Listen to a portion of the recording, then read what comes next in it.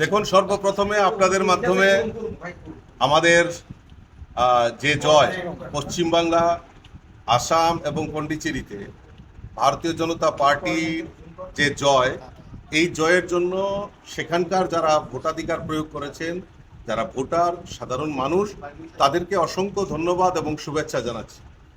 তার পাশাপাশি মোদিজি যে বিকশিত সংকল্প যাত্রা নিয়ে কাজ শুরু করেছে, তাতে মানুষের যে ভরসা, মানুষের যে আস্থা, সেটা আমরা ভোটের রেজাল্টে আমরা তা প্রমাণিত হয়েছে।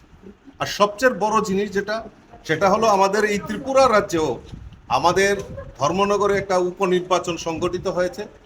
ইতিমধ্যে আমাদের প্রার্থী জহর চক্রবর্তী 18,000-এরও বেশি ভোটের ব্যবধানে সেখানে উনি জয়ী হয়েছেন। আমি আপনাদের মাধ্যমে ধর্মনগরের যারা নাগরিক, যারা ভোটাধিকার প্রয়োগ করেছেন, তাদেরকেও অসংখ্য শুভেচ্ছা জানাচ্ছি, অভিনন্দন জানাচ্ছি। জহর চক্রবর্তীকে নতুন এমএলএ নিযুক্ত হয়, ওনাকেও আমি অসংখ্য ধন্যবাদ জানাচ্ছি এবং আগামী দিন এই বিকশিত সংকল্প যাত্রায় উনিও ধর্মনগরের জন্য কাজ করবেন।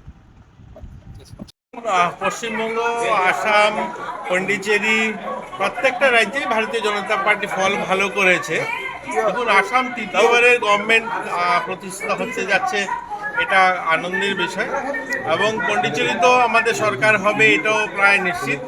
এবং ওয়েস্ট বেঙ্গল, যেখানে দীর্ঘ বছর পর মমতা বিদায় হচ্ছে এবং সেখানে ভারতীয় জনতা পার্টির সরকার হবে, আমি বলবো যে সেখানকার মানুষ, সেখানকার জনতা এবং ভারতীয় জনতা পার্টি গোটা দেশে যেভাবে কাজ করছে, মোদিজির যে কাজ, সেই মোদিজির কাজের ফল মানুষ দেখছে। এবং ওয়েস্ট বেঙ্গল যে রাজ্য একটা সময় গোটা দেশকে নেতৃত্ব দিয়েছে, আপনি ইন্ডাস্ট্রিতে বলুন বা শিক্ষাক্ষেত্রে বলুন, সেই রাজ্যটা ধীরে ধীরে এত পিছিয়ে গেছে যেখান থেকে সারা দেশ জুড়ে আজকে শ্রমিক সাপ্লাই হচ্ছে। তো সেই রাজ্যের পরিবর্তন দরকার ছিল এবং সেই পরিবর্তন আমরা দেখতে পাচ্ছি। এখন পর্যন্ত যে রুঝান, সেটাতে মনে হচ্ছে সরকার প্রতিষ্ঠা হবে, এটা নিশ্চিত বলা যেতে পারে।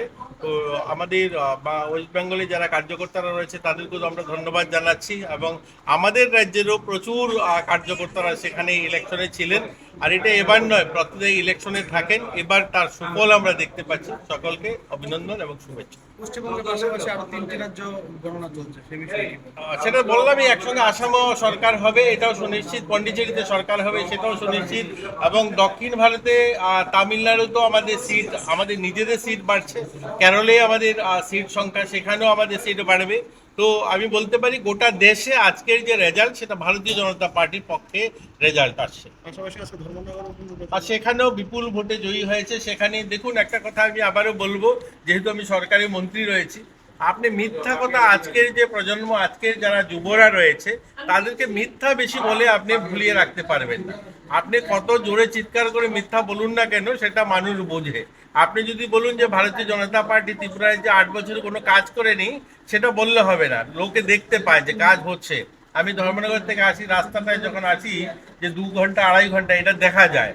তো আপনি এই রাস্তার কাজ হচ্ছে, এখন ধরুন বর্ষার কারণে ভেঙে আছে, আর এটা দেখে বলবেন যে কাজ হচ্ছে না, এটা তো মানুষ দেখে না। ত্রিপুরা রাজ্যে 14,000 কোটি টাকার রাস্তার কাজ হচ্ছে। তো সব মিলিয়ে বলবো যে ভারতীয় জনতা পার্টির পক্ষে এখনো মানুষ আছে। এবং আপনারা দেখছেন বাই ইলেকশনে তার রেজাল্ট, যেখানে এতদিনে পুরনো একটা দল, মানে সিপিএম এত বছর ক্ষমতায় থাকার পরে 4,000 ভোট পেয়েছে, সেখানে 4,000-এর কাছাকাছি ভোট পেয়েছে, বা কংগ্রেসও 4,000-এর কাছাকাছি ভোট পেয়েছে। তো সেখানেও বিপুল ভোট নিয়ে আমাদের যিনি প্রার্থী জহর চক্রবর্তী ছিলেন, তিনি জয়ী হয়েছে।